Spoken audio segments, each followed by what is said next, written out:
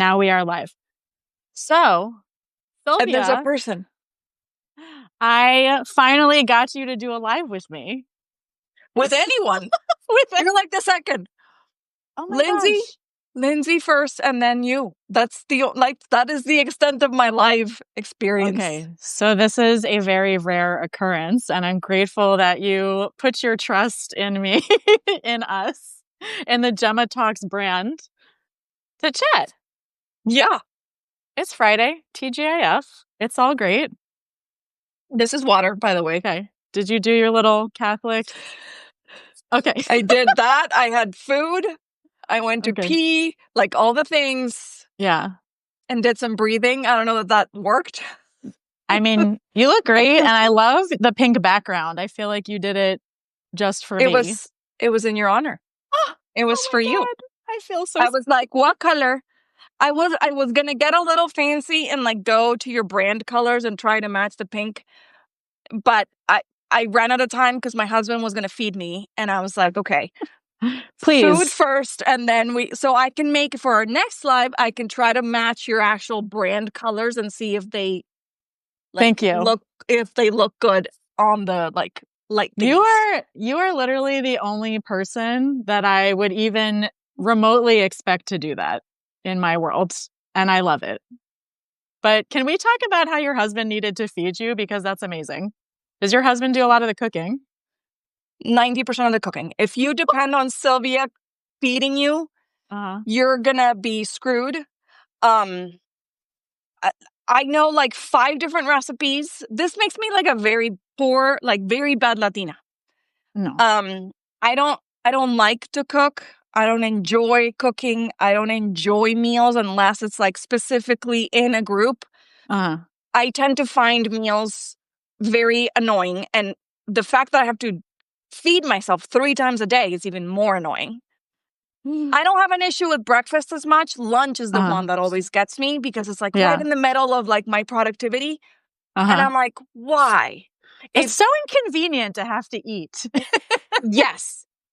And I'm a very picky eater. So like when a lot of people would eat, I'm like, no. I have issues with this because of that. And I have it's just bad. If good human kibble existed, I would sign up for a subscription just so that I could do like just lunches, you know? So even though your hubby does all the cooking, he has kind of a low bar just because you're happy with most things that he would make for you. So he learned very early in our marriage that if he didn't figure this out and took the reins of the feeding situation, he was going to be stuck eating like pasta with veggies for the rest of his life. I mean, yum. So he does. I've gotten better at picking certain things at like Trader Joe's that you can make quickly. So I have improved in that sense. Okay. I like their gnocchi. They have like this basil, like gorgonzola cheese gnocchi. And whenever I make it or serve it, people think I'm really fancy, but it really isn't a frozen bag. And the advantage of that one is that also my 10-year-old can make it. Oh. Yesterday she made us the Trader Joe's, what is it? The little like rigatoni? No, like the little like pasta filled with cheese. Tortellini or ravioli? Yes, the tortellini. Okay. And she feels very accomplished. And I'm like, yes, I'm being fed by somebody else. Okay, I have a question though, because we started this out saying you're a bad Latina. So like what makes you a bad Latina for not cooking? Or like many ways. What makes a good Latina? I don't know, like the typical person that like invites you over and like feeds you and has like these family recipes and wants to do like, let me chop the vegetables and like do all these things. I don't know any. I think I know one Colombian recipe where I think I would do a good job. And I think I'm required to do a good job because my grandma did this dish. It's like a red bean dish. Oh, so it's not a buñuelo, which is my favorite. Buñuelos are very hard to make. No, this is frijoles, but they're like frijoles from Medellin, from that region of Colombia. And she made them for the president of Colombia. at one Oh, point. Yes. wow. So, like, when I say that I should be required by my ancestors to do this one, I can do this one Uh-huh. with one caveat. I don't touch pork Mm. or like really any dead animals. So then my husband would have to like take care of that part and like putting Uh-huh. it into the pot and then like taking it out. Uh-huh. He would have to do that part. Okay. But I could feed you with that. That would be Okay, like so the if one I thing. ever come visit you, I would like that dish, please. I'm putting in my Okay. request now. Okay. That's Okay, like one of so the 5 things. Also, like the best thing that I know how to make is cheese fondue. How oh, Colombian is that? Like 0. also great though. Also a good skill. Oh, Okay, it's so I think from we've scratch. established for folks that you're Colombian, but I learned the other day that you spent a lot of time in Ecuador growing up.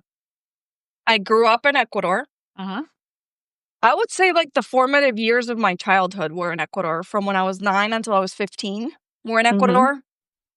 And it was the best years of my childhood. I didn't realize how critical they were until I went back 2 years ago to visit my classmates. Mm-hmm. And then so many things for me clicked. And then I took my husband again last year and he was like, "Oh my God, no wonder you're like this." And I was like, "Oh, Because your husband is also Colombian." Colombian. Okay. He's Colombian, but his mother is Brazilian. Oh, okay. So he also had a similar situation where he didn't know why he was a certain way. And it was because when he went to live in Brazil, he was like, "Oh, that's why." Okay. And it all came together when you have like the Yeah. context. Yeah. And you're like, "Oh, okay." Like he thought they were weird. And then like, you're like, "Oh, this makes sense now." So like what were the differences when you went back to Colombia where you were like, "Oh, this was actually like an Ecuadorian thing that I picked up," or for your husband like, "Oh, this was a Brazilian thing that I picked up." Like what are the differences? There's one thing that particularly there's a fruit in Latin America called tomate de árbol, tree tomato. I don't know if you've ever had tomate de árbol. Mm-mm. I don't know a single Colombian who likes this, except for like my grandma would give me this free tomato juice, right? Okay. And oh, my husband's on the chat and he's saying that my risotto is amazing. I was It's true. wondering who was commenting on your risotto. Okay. So yeah, my husband is on the chat. But there's the tree tomato, tomate de árbol juice. And I have this like craving. Like you say that and Oh. like I start salivating like a dog. No other Colombian that I know would Uh-huh. ever say, "I want to have A tree juice with tomato tomate." juice. Yeah, no, Okay. nobody. Okay. And I seriously thought it was because my grandma would give me this. And I was like, "Oh, I'm just thinking of my grandma." Yeah. No, I went to Ecuador 2 years ago and they had tomate de árbol everywhere. And I was like, "Oh, it's because of this." So Okay. is it like a fruit juice or is it like tomato juice? I mean, I know tomato's a fruit, No, but no, we it's a tend to think different of it as fruit. like, yeah. It's a different fruit and it has a very specific taste. So I know you're going to Okay. Colombia maybe Yeah. later this year. I'm going to Yeah. need you to like, well, let's try to find you a tomate de árbol juice. So I have But to tell you something. I am like so biased towards Colombia in a good way. I love traveling internationally. And I'm of the mind that I try not to travel to the same place more than once because there's so many places to go in the world. When I go in November, I will have been to Colombia 4 times. That's how much I love Colombia. but you've been to like different areas because I know that you went to Mhm. Cartagena. I know you went to Mhm. Medellin. You probably Mhm. went to Bogota, Yeah. And that's where I'm going again in November. which is where I'm from, Yes. which is where I know it sounds rude of me to say this, but I kind of discourage people from going to Bogota just because it's such a chaotic city Yeah.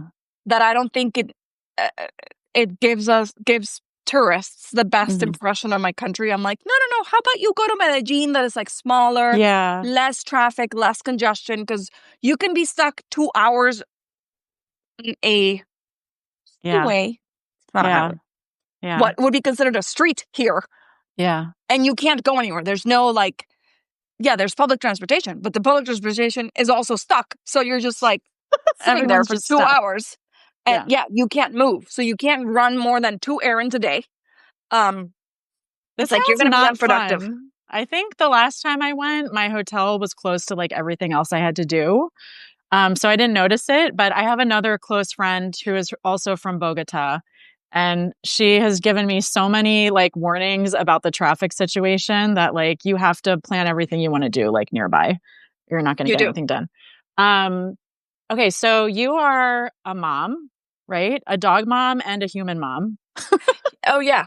Human first. Okay. And then because of COVID and because Uh-huh. I only have one child who was really struggling with the pandemic, Mm-hmm. I had the great idea to become a dog mom, which I had never had a dog in my life. Okay.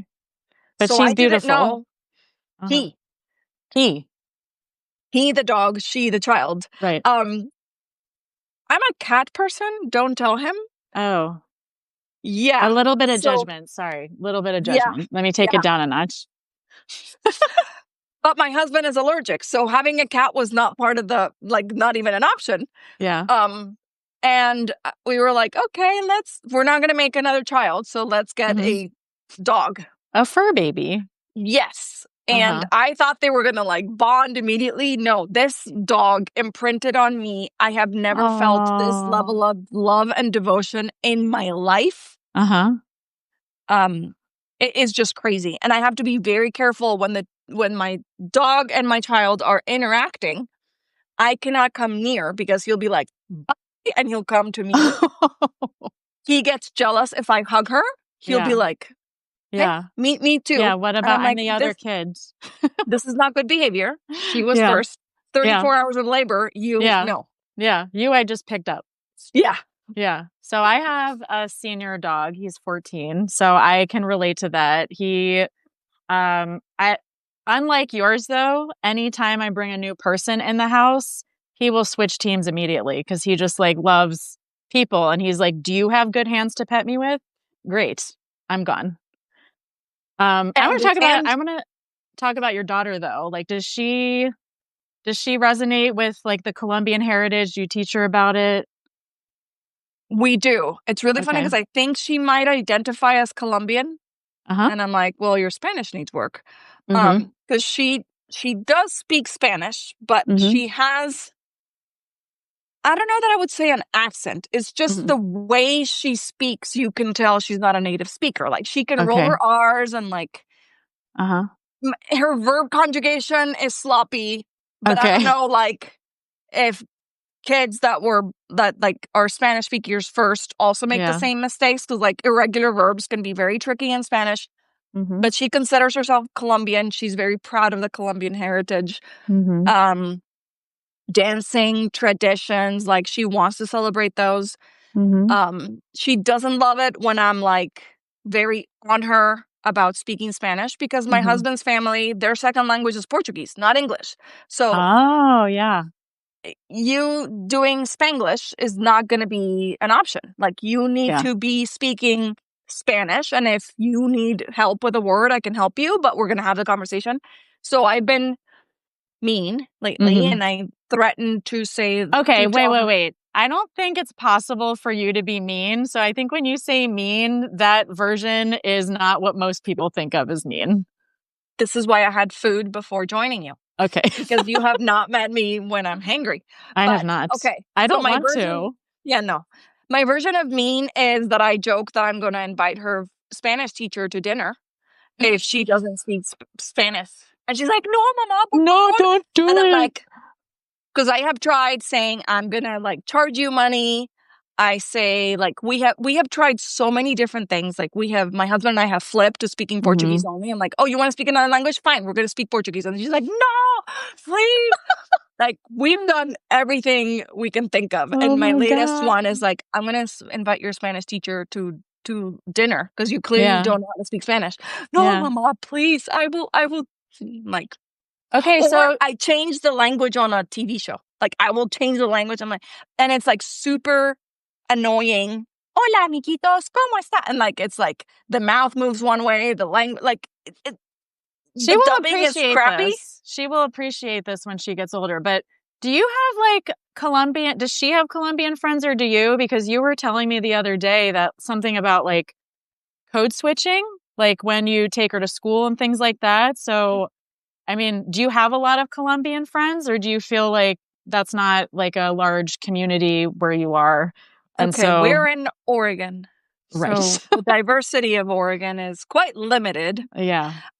We do have like a group of Colombian friends and families that we get together for like, we got together, the Colombian people got together on 4th of July to have a barbecue Great. with, Latin music, Carol G. So there's that, but not like our like school friends. There's no other like there's only like 2 Latino kids on her Mm, grade. wow. That's it. Yeah. And not even Colombian, just Latino in Yeah, general. there's one other Colombian mom that I Okay. know who has Uh-huh. like a child that is like much, much, much younger, Uh-huh. that just joined the school this year. Before that, it was nothing. So, Hmm. like the conversation that you and I had to like for the audience to know we were talking about, it's like I kind of feel like I'm wearing like Miss Universe, but not in a good way. Like, I'm wearing the sash of the Colombian flag whenever I enter the Yeah. school, and I have to be very careful of Mm. how I move my hands, because I move my hands a lot. But I'm like, okay, no, these are like white Americans. Like, don't call your attention. Just like keep your hands still. Like, don't make like weird Because noises. Colombians talk with a lot of hand gestures, and like this is part of speaking Spanish is using your hands. And then like I dance Yeah. or like make like no hip movements. Just keep it Don't under dim your control. shine. Why do you feel like you have to do that? But it's just like we don't need like it's kind of like a representation thing. Like it depends on the space where I'm at. I'll be like more relaxed, but others I'm like okay, because if I'm not aware of like who's watching, I'll be like way more controlled.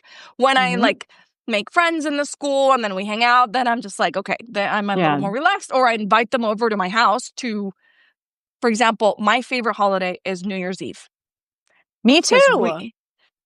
I like the fireworks and all the gold. Like black and gold is my jam. So that's like the perfect holiday for me. but then we do all the traditions. Have you Uh-huh. enjoyed a Colombian New Year's? Like there's a like midnight strikes and it Yeah. is like at least 30 minutes of Actually, activities. I was in Colombia for New Year's 2 years ago. I went for Christmas and we did all of the big time Christmas lights in Medellin and then was also there for New Year's and it was like huge party. Did they give you the grapes? You need to make wishes with each grape. Yes, You need it's to run coming back to around me. the block with a suitcase so that you get to travel a lot. You're supposed to be wearing brand new yellow underwear inside out, not Okay, outside your clothes, but like, my friend that I was visiting did not share all of this with me, so I'm going to go yell at her after this that she neglected to give me the full Colombian education. yes, Okay. yes. And so I have invited American friends over to my house for Colombian New Year. I Uh-huh. had to do 2 batches because Americans are not really that into New Year, so they all want to go to bed early. And I'm like, what? They're like, yeah, we just watched like, we're in Oregon, so we're 3 Yeah. hours behind the East Coast. So they're like, we Yeah. just watched the New York ball The ball drop and then drop. we go to bed. And I'm like, no, we have to wait. No. So I made like a New York edition. So I made a Yeah. 9 p.m. Oregon time and I did the whole thing. I was like, okay, do you have your like a list of 12 wishes ready? Everybody needs to have 12 grapes. 9 p.m., 12 Eastern hit. And I was like, okay, like start shoving grapes in your mouth, make a wish with each grape. Then you have to count money. You don't count the money first because you're going to be putting the grapes in your mouth. Like that's Yeah. just like, sloppy Wait. bacteria. Time out. Is this very specific to Colombia? Because now I'm recalling last year on TikTok, all of his grape eating went viral Latinas. around Yeah. New Year's. Okay, so it's not just Colombian, it's a Latina tradition? I believe it started in Spain that there was a Ah. oversupply of grapes one year. Mm-hmm. I could be completely wrong. And then the king decided to make this and like they all adopted it. I don't know. Wow, Like that's a all of great the people. marketing strategy. Heck yeah. The problem is that in Latin America, you have to reserve your grapes, kind of like you people reserve your turkey. You Uh-huh. have to reserve your grapes and you better count correctly how many people are coming to your house because you cannot find grapes after December 24th. Like, there are no grapes. Yeah. How do you keep your grapes fresh from Christmas to Oh no, New well, like Year? you put the order, and so they know how Oh, I many, and see. like you will be assigned. But it's like the Order them turkeys. in Like, advance. yeah, Yeah. you're not Yeah. gonna find good grapes on the December 30th. No. That's crazy. Okay. So you have these traditions. You've introduced them to some of your friends in And now non-diverse they all do them. Oregon. Yeah, So that's great. one of the, like, my favorite one is that you run around the block with your suitcase so that you Hmm. get to travel a lot during the new year. Yeah. Now wherever they are, they Uh-huh. send pictures to me or videos of them running around with suitcases, or they like text me, do I need to pack the suitcase? I'm like, no. Like, just Yeah. make your life easy. Just empty suitcase, just run. Yeah. Just do it with the suitcase you have. Yeah. Yeah, whatever. Tell me more about the code switching though, because this is, I mean, I'm used to it in like the lamest sense, and the sense that I'm used to it is that I lived in the South for like 10 years. And so I'm not from the South, but I lived there for long enough that I picked up like part of the Southern accent.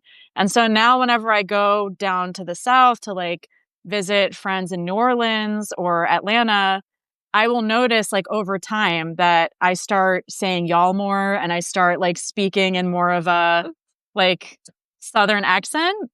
Because there's all types of code switching, right? So that's the way that I understand it, but it must be different for you. Well, it's just funny that you mentioned that because I also code switch between Colombia and Ecuador. So the minute I step in Okay. Ecuadorian territory, when I brought my husband and my daughter last year, somebody came and asked me something, and I answered in an Ecuadorian accent, and my daughter just looked at me like, What happened there? What just happened? what? Also because it's not just the accent. Yeah. In Ecuador, there's a huge indigenous population. Like, a huge percent of the population is indigenous, and the terminology or slang that they use incorporates a lot of indigenous words from Quechua. So Mm. but they incorporate them into their thing. So it's not even Spanish, but they're Hmm. intermingled. And so I said something, and like, she really literally doesn't understand what I'm saying because I'm Oh not my gosh. speaking Spanish. And she's like, what the heck did you just say? Yeah. And like, how did, like, my mother, what happened to my mother? So there's that code switching Uh-huh. between like Colombian Sylvia and Ecuadorian Sylvia. Uh-huh. And then there's like, I think the bigger one is English Sylvia to Spanish Sylvia. Mm. Mm-hmm. And Um, that happens like when you go out in the community. Also, like, do you feel like Spanish Sylvia is a different personality because language like informs so much of your personality? The way that you speak in Spanish is different oh, from how you express yourself in English. So like you're two different people. absolutely. I know, like, for example, we have a common friend, Still We Rise, Lindsay. Uh-huh. Like, Is she I don't still know. on this? She I don't was know if on she's this still earlier. here. Yeah. That she thinks that I don't cuss, but it's just that I don't really cuss in English. I remember that we were having Oh my like, and I was God. very angry, and I might have used the F word. Like, I don't tend to cuss in English. It's just like, but I am like such a potty mouth in Spanish. Like, even just that, like, I want that, Sylvia. How do I get that one? I If we're don't in know, Colombia at the like, same time, we have to travel together. that, I don't, because it is like a language personality thing. So it would be kind of Mm-hmm. not weird. It's just like, I don't know how to like activate her. It might be easily or easier to get to her. So Uh-huh. I'm a very cheap date. Okay. That's not a bad thing, Um, especially in this economy. so Lindsay's asking if Lulu approves, like, does she approve of my potty mouth? That's a good question. I don't Lulu's the know. dog, not the kid. Lulu is the daughter. The Samba daughter. is the dog. Um, I'm a very cheap date. I Hmm. usually don't drink, but like, if I have like 2 drinks, I turn into Gloria Pritchett, aka Sofia Vergara from Modern Family. Like, my accent just goes like, "Hey, Eve, what are you talking about?" like my Oh my God. control of what would be an English accent, Yeah. like, I don't know, something happens to my mouth, and I Yeah. just like, it relaxes, and then I'm just like, ah! it's okay. And I give salsa lessons, like all these things, but then I have a very short span and then I fall asleep. Yeah. Okay. So that happens to me too. I really can have like 2 drinks and then I'm done for the evening. I'm just like, okay. And then I just sit in a corner and just go. Yeah. Okay. But Well, I lose the filters. At some point, I want to see the Sofia Vergara Sylvia. There's one thing. So this is a funny thing for people to understand about, like, Sofia Vergara is from the coast of Colombia, where they are more like, her character is a little like off in Modern Family, but it is closer like to reality, right? Like they're more comfortable with their bodies. They will like wear cleavage and like they're loud. People from Bogota are more like reserved. Like we wear turtlenecks and jackets and like we're more uptight. Literally buttoned up. Yeah. And so there's like that rivalry between the capital people and the people from the coast. So I don't go to like that extreme. Like my cleavage. Oh, so sexy. Totally covered. Yes. Yeah. Long sleeve in the summer. I love it. But I do like loosen up way more. So you're gonna get that version. One day I'm gonna see that. I do think that code switching sometimes is a defense mechanism though, right? Because you're like, even if it's subconscious, you're trying to fit in. And some of it can just be like involuntary. You don't even think about it. Just like you're with a group of people who are all sounding the same. You want to fit in, so you do that. Or in today's landscape in the US, some of it can be like for safety reasons. Like you said before, you don't want to stand out, probably for multiple reasons, you know? But do you feel like you see other people like kind of toning themselves down to not draw so much attention to themselves? We are having these conversations in our WhatsApp. Like, what are we doing? I was just talking to like one of my best friends. She's also Colombian. I've known her for over 40 years. But she is another Colombian, blonde, white. I don't know what color her eyes are. I think they're like a light brown. But she has more of an accent, I guess. So people notice that there's an accent, but then in their heads they can't compute because it doesn't match what their preconception of what a Latina should look like. So they're like, "Where are you from?" And she and I have talked about how in the past we have adjusted our accent in certain ways not to stick out. And then I told her how, for example, now, like, this is how I speak English, right? But there are certain things, like, I'm not going to Americanize Spanish words. Like, I'm not going to say chicharrón. Like, there's going to be a Please do not say that. That sounds horrible. Don't say that. But, like, I feel like lightning is going to strike me and I'm going to be dead in, like, no. Same thing with the word no. Like, to me, the word no is N-O. No. It's not no. Like, no, like Americans do. I'm like, no. Yeah. So then immediately, that one I think gives me away super fast. Or if I say anything that is like a Spanish sounding word, or when I say like my dog's name is Samba. I don't say it like Samba or like, Samba. No, Samba. Like, it's more like Samba. You have, how many vowel sounds does English have? Is like 20 something. We have 5. A, E, I, O, U. That's it. Yeah. Like, yeah. So those are my vowel ranges. And it's fun. Like, I have made fun of myself because I used to be a bar method instructor. And sometimes I would have 3 Annas in the same class. Oh. But they pronounce it Anna, or Anna, like. Yeah. Anna. And I'm like, and I would have to be like, I'm sorry, my mouth doesn't do that. Yeah. You're wearing a purple top, so you're a purple Anna, black Anna, green Anna. Like, I just. Okay, so Anna is hard. But Very Americans hard. also talk with a very like nasally tone, which I think is hard for non-native American English speakers to replicate. So it's not like an easy thing. We really talk like this.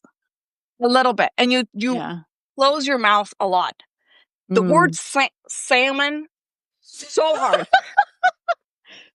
Salmon. Say like my Salmon. husband will not, or he will like turn the menu and say, "I'll have this." Like he Yeah. refuses to I would say like number 10 on the menu. yes, yes. We do not. We avoid saying that. Like the pig fish. Like we are Yeah. not gonna. Okay, so No. I have a question for you, and this is like I'm channeling my dad right now. I feel like there is a debate among American, like English speaking Americans on how to say the word SALSA. Salsa. Okay, so I think it's salsa, right? Just with an American accent. My dad says salsa, like with a Z. Salsa. What is a salsa? Nothing. I Dear think it's. Eve's dad. Salsa. I would Want to be like. like an American. Salsa. Oh, Hernan, my husband, is now being angry. I don't know if he's angry about the I think salmon he's mad at the or salsa. all the salsa. Yeah, not salsa. No, because it Yeah. would have a Z. I think that has to do with where he was raised in the US and just having like different accents because where he was raised, there's also like other words. Like instead of water, it's water. And instead of orange, like the color orange or the fruit, it's orange. Orange. Orange, like one Orange. syllable. Oh, Yeah. yeah, no. Okay. So Orange. um we code switch, right? We do it for different reasons. Um we started talking about how you do it a lot in your community to try to not stand out because this is not the time to stand out, especially. I mean, you were telling me before that you're often, before you open your mouth, you could just look like a white woman and people wouldn't know, but then you And open I'm your mouth. aware of that. So Yeah. even knowing that I look like this, because even Latinos in my audience Mm-hmm. will like DM me and they're like, "Are you?" There's a Mexican term, güera, Mm-hmm. like which means like a white Caucasian, Mm-hmm. and I'm like, no, I'm Colombian. Yeah. Um, so even if I just like keep my mouth shut and I don't move my hips, I can like, blend in a little with the Yeah. crowd, right? The minute I open my mouth and I say no, or Yeah. like call out my child for something, like they'll Mm-hmm. know. Even having that white privilege of being a white passing woman, Mm-hmm. I'm aware of it. Mm-hmm. And I know that my Colombian friends who we're very close to that I mentioned earlier, who are darker skinned, they have um, uh, thicker accents. They're Mm-hmm. all trying to just like minimize Mm-hmm. any kind of attention they could get. Yeah. It's not surprising. And I want to make sure we get to the article that you wrote on your Substack a few weeks ago, I think. Yeah. I think it was like a About month ago already. a I don't month know. ago. Time in this administration. It, yeah, kind of flies and kind of moves at a snail's pace at the same time because you just can't keep up with everything. But everything you're saying, I can totally understand because you wrote on your Substack about these two boys. You broke this story. There were like two boys in Echo Park in California. Your friend posted on them on Threads, I think. And then Yeah. you followed up and wrote like an in-depth article. And they were two Latino US citizen teens, right? I don't even know. They looked Hispanic. So to fill everybody in, it was a friend of mine who posted this on Threads. So I felt like I could trust the source because I Mm-hmm. know her.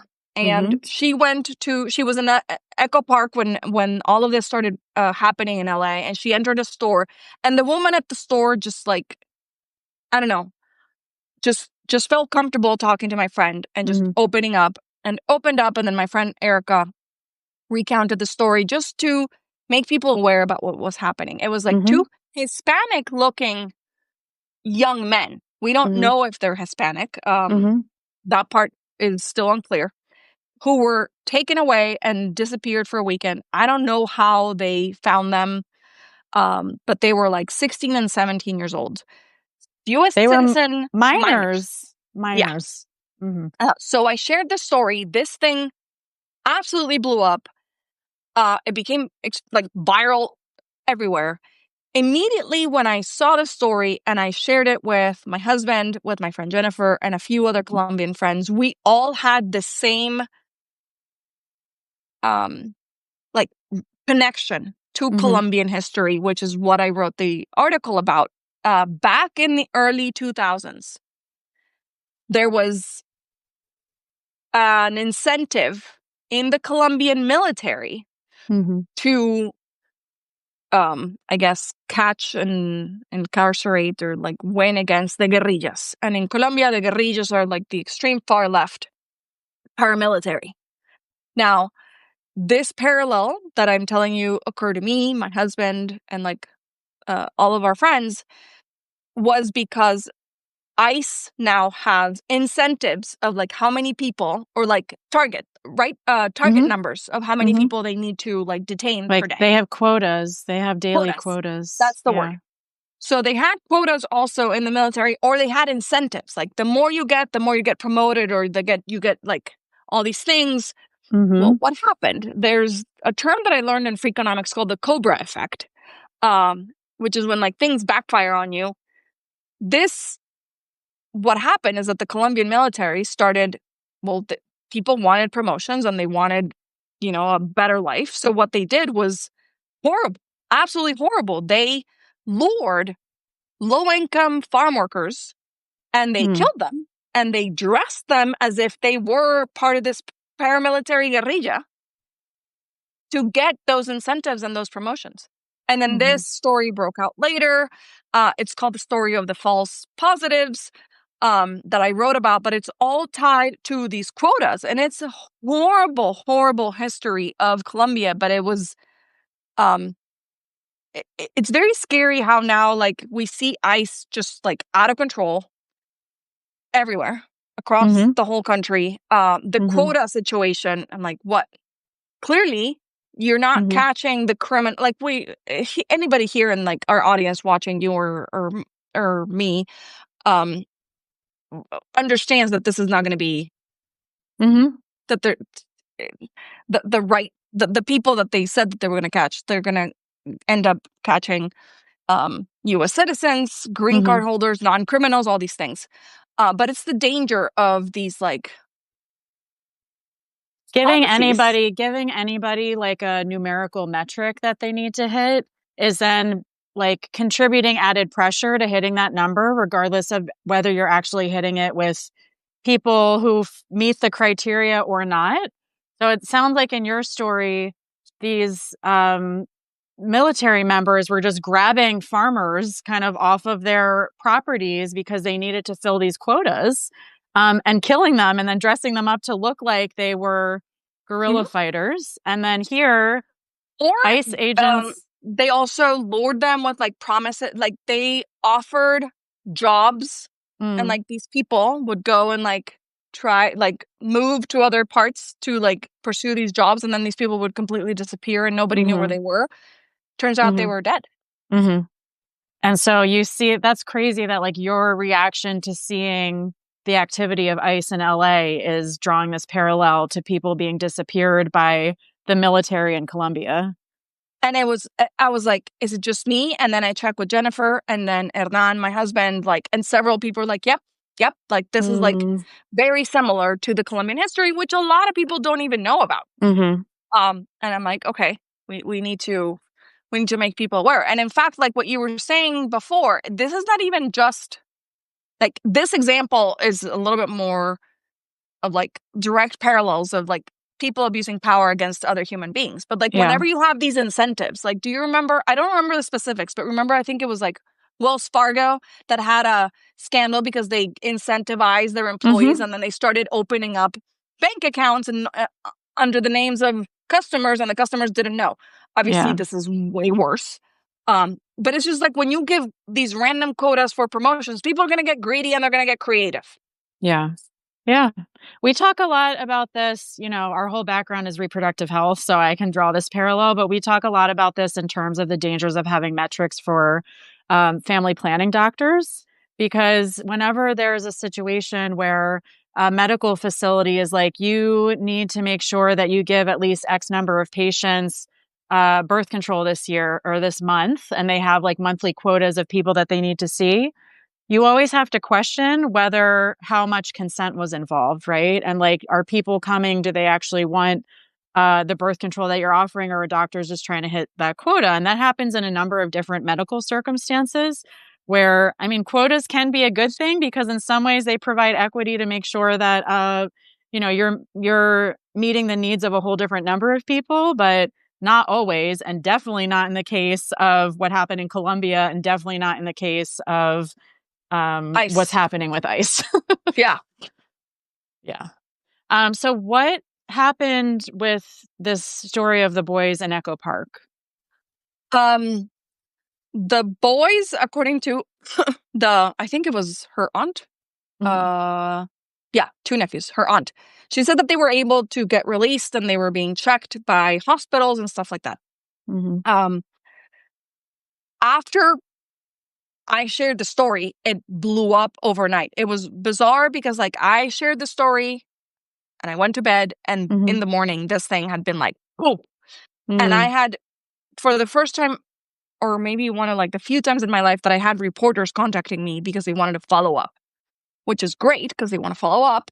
But then I'm like, I don't know what to do. So I'm texting my friend Erica, like, hey, like, what are we gonna do? We had at least 5 different networks contact us to try to follow up.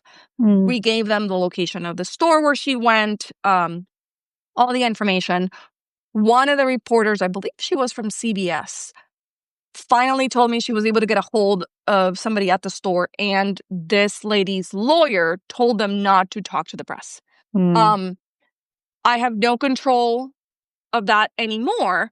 Yeah. However, I do think it was important to share this so people like wake up to what is happening, and we Mm-hmm. explain like, look, we're not investigative reporters. Mm-hmm. However, I didn't see, like, Erica wasn't trying to get like famous or Yeah. anything. She was sharing a story about what was happening in LA. I happened to amplify it. Clearly, it resonated with a lot of people.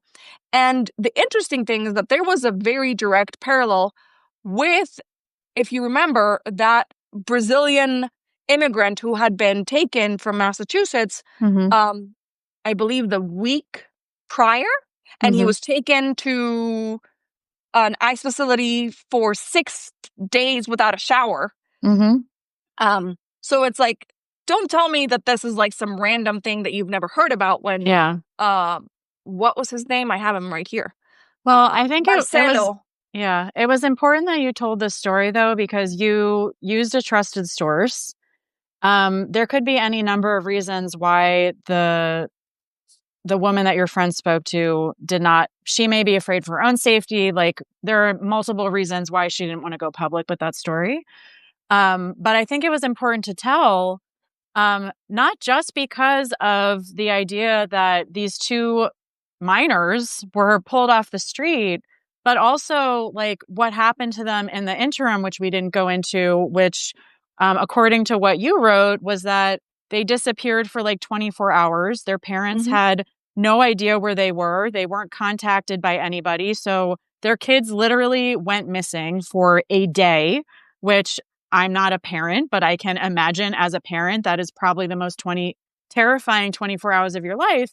And then you said when they got returned to their parents, one of the kids was like injured fairly Mm-hmm. badly. And they reported that they were kept in some like Like random basement. basement, and they hadn't gotten medical care for this like cut on his head. Did I get all that right? And they had marks on their wrist from the zip tie handcuffs Mhm. that were used on these kids. So your And you're child absolutely right. was Like, gone for 24 hours and then was returned to you injured, having not received any medical care, and you had no idea where they were. That is psychotic. I would need to be put in a hospital. My Yeah. daughter was missing for 20 minutes one time. I nearly lost my mind. And if I recall that experience and I have to tell it to you, I'll start crying. Yeah. 20 minutes. I lost my damn mind. I was going to install a chip inside of her. Like, I had to be like talked out, like, no, because I was going to like buy some like Apple tracker device. And I'm like, I need to know exactly where she is. I was gonna ask if you put an AirTag on her, but that's iPhones have those. So well, she doesn't have, but I was going to buy a like AirTag and like send her to school. And my nephew walked me down, was like, no, Thea, it's going to be, and I was like, I didn't let her sleep in her room for 3 nights after that. For 20 minutes, Eve, 20 minutes, she was gone. And I chased her. I was like, I'm going to the bathroom. You're coming with me. Like, I lost my mind. I mean, I think that's every parent's biggest fear is not knowing where their child is. Yeah. And 2, like, I wouldn't even know what to do. No wonder this poor woman in the store, like, needed to talk to somebody. And I don't know, like, she went through this, but I'm so glad that my friend Erica was there, because Erica is a lovely human that clearly listened. Mm-hmm. And was there. She's like, I was there for 45 minutes listening to this woman. Mm-hmm. Mm-hmm. She needed someone to tell this to. Mm-hmm. And so I think it's good that people hear these stories, because a lot of them are kept under tight lock and key unless they hit mass media. And this one never did, because the woman wouldn't open up about it, but that doesn't mean that it didn't happen. And there's so many people who I think are afraid to tell stories of things that have happened to loved ones for their own safety, because this administration is completely unpredictable. Like, if they're picking up U.S. citizens, which there have been other stories of that happening. It's not just this one that, the family wouldn't validate. We know that it's happening. More people need to hear about this, but people are terrified, which is why, like, bringing this all full circle is very understandable. Why people who may have an accent or aren't white passing or use a lot of hand gestures kind of dim their light, because in this environment, people are just scared. They are just we scared. Are. And then even like now, naturalized citizens, we don't know what's going to happen. And I'm like, okay, are you going to take away my U.S. citizenship? Like, because I speak against you? And that was my next question, is like, how do you keep doing this work? What keeps you going? Just like, well, okay, this is going to sound cheesy, but it's like I have inspiration from friends like you. So I've been doing this for over 8 years. I started after the first Trump administration. I had no idea what the heck I was doing. I'm a computer engineer that did not grow up in the United States. I didn't know what gerrymandering was, much less the filibuster was some weird thing that politicians did wearing diapers. I did not understand anything. Oh my God. And then he gets elected, and I was like, I like, what is going on? And then what I noticed was a huge gap in information to Latinos by Latinos. And I was like, okay, let's try. And then there was nothing. So then I'm like, well, I'm going to do it. The problem is that I don't understand what anything is. So I would have to like study for 8 hours a day to then like break it down in a newsletter. And the way I used to write was kind of like a grandmother. It was very formal. It was like, I don't know. It was just weird. And then fast forward, and we're here now. But this time around, it's worse. But this time around, I'm not alone. Because the last time I was completely alone by myself. I didn't know anybody else doing this kind of work. I mean, I saw them, but I didn't. And by this kind of work, you mean like political content creation and like political activism in the social media space? Yeah, exactly. I mean, I saw people doing it, like Pod Save America, but like I can't text John Favreau. Right. They're huge. Like, no. And then also they're a little too political, like, what do you call it? Like DC speak, like normal people don't understand. Like they're policy wonks. Like they're very wonky. And then they name drop all these people that they know, right? But I went to a Pod Save America show here in Portland and I loved it. But I went with my husband. I mean, my husband has to like live with me and hears me doing all these things. he couldn't follow what they were saying. Like, it was so inside politics that he's like, what is that? Like, you and I follow politics 24/7 and we follow all these things and all. But I'm like, do regular people know who you're talking about? No. No. Yeah. Like, regular people cannot distinguish when I say, please call your reps. They don't understand that I'm saying call your U.S. representative from their senator. And it is not their fault. It is on me to be specific and say, like, hey, I need you to call your senator, or I need you to call your U.S. House representative, not your senator. Like, it is on me to be more specific, and I shouldn't assume that everybody follows. So there was that very high level political, huge content creator, but not like regular people doing it that I could text. I can now text you and I'm like, Eve, like, what's going on? Yeah. Like, how do I talk about this? You can always text me, and vice versa. I reach out to you too. Right? So I think that also helps, because like there are some days like when I text Lindsay, I'm like, I can't with the world. Like, I can't. I just need to like go play Nintendo because I can't. And then eventually I log back on to like social media and I see what my friends are doing. I'm like, okay, I got my break. I can keep doing it. I think what we do has a very high burnout rate.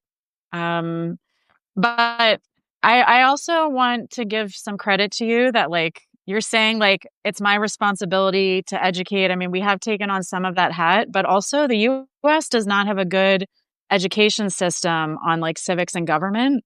I think I took like one class on this in high school, and for other people, there's not even standalone classes. It's all rolled into like social studies. And so by the time you hit adulthood, like, you don't have like the best baseline of how civics and government work. So how would you understand politics today? But I think what you just explained, that like you learned it kind of from scratch when you took on this content creator journey. I have to say, I have exponentially learned about politics in the last 3 years since Pari and I have started our, political activism online. And I hope that that's kind of inspiring to other folks, because it means that like we haven't carried political careers with us our whole lives. We have learned it along the way, and we're happy to be like a mouthpiece for people now to break it down in an easier way than how we learned it. But there's always time to learn it, and there's always time to become an activist. So I want to close by saying that I've learned so many things from talking to you today. And I'm glad that we got to start this conversation like a few days ago. And then we are like, I think other people would be interested in this. Let's do it live. We need to teach you how to say salmon, because we need you to salmon. Oh, and then there's tortoise. That one? Tortoise. Okay. We'll work on it. We'll work on it. But only when you feel the need to fit in, because otherwise you should say it however the flip you want. Salmon. How can people find you? I am at tono.latino on Instagram. And I am Latino Lens on Substack.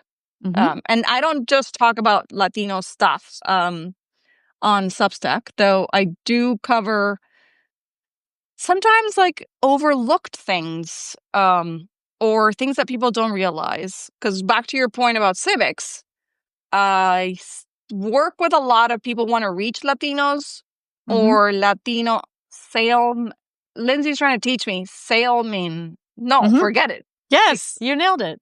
Sailman. Close enough. No.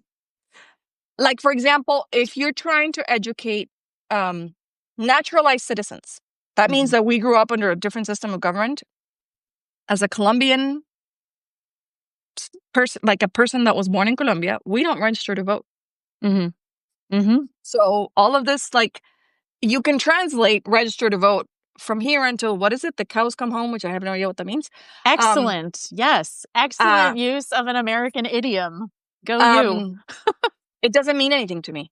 Vote early doesn't mean anything to me. It means vote at 8:00 in the morning. It doesn't mean vote 2 weeks early, because we don't have 2 weeks of voting. We vote one day. It's a holiday. It's a Sunday. And we've had no sales of alcohol for the last 48 hours. So I cover these things like, hey, you might want to like take into account that you need, number one, saying anything in Spanish is like 20% more words. And like, literally, I'm telling you, like what if a translator is going to charge you, they charge by the word, and they'll charge you 20% more of what the English text says. And you need to add this additional context, because you can't just like translate vote early. You're like, no, in the United States, there's something like a voting window of like 2 weeks, depending on the state. Like, you have to like add all this extra information so that the naturalized citizens that speak Spanish understand, like, okay, so like I can go on a different day? What is this double idea? Because this is not what we're used to. Okay, so if you could describe all of that it entails your Substack publication and your social media work, how would you describe it in like a sentence? Politics from a Latino perspective. Okay. That nailed it, because I know... With a little salsa. With not salsa. Not salsa. Salsa. All right. So politics with a little Latina salsa. There we go. Everybody knows that they can find us on Instagram and TikTok at Gemma_talks, and Paraniv on Substack and our Repro Ready publication. Okay. Happy Friday. Happy Friday. Okay. Talk to you soon. Ciao. Bye.